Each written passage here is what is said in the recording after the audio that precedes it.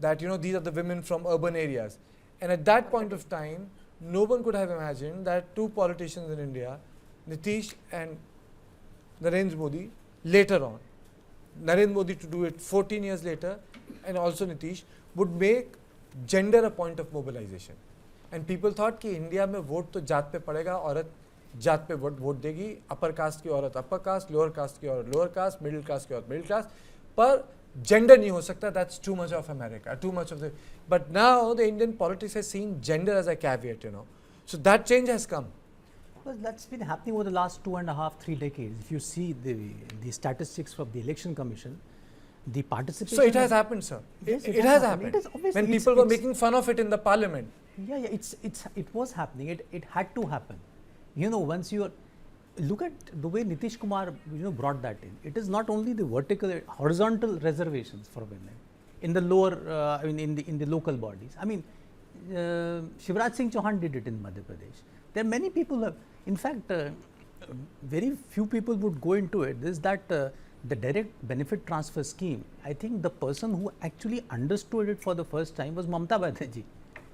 And when she started that Lakshmi Yojana in West Bengal, and and that has been replicated. So the origin of that scheme, for instance, the midday meal scheme, the origin lies with MJ Ramachandran in Tamil Nadu. Absolutely. Oh yes. Even before. Yes.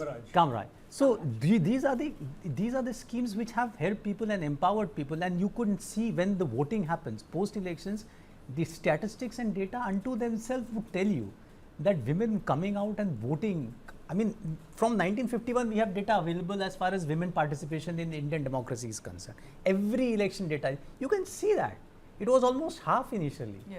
Now they are exceeding that. What does it mean? What does it mean when women are coming out more in number and voting, especially in reference to Bihar? What alignment does it show? See, I mean, a lot of things have changed. In fact, within a village, in which locality the polling booth is located would also determine how many people from that community would walk down to that polling booth in that particular area where a particular class resided, whether women from that community would even enter that particular area or not.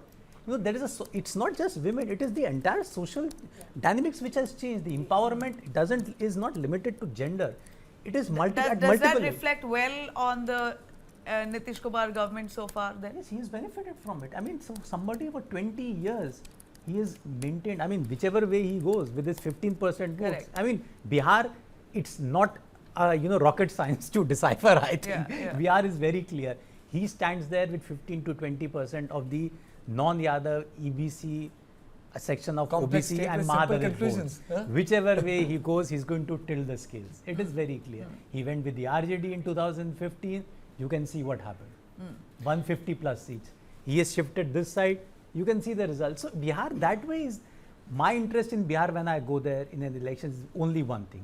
Where is 26% EBC voting? Okay, so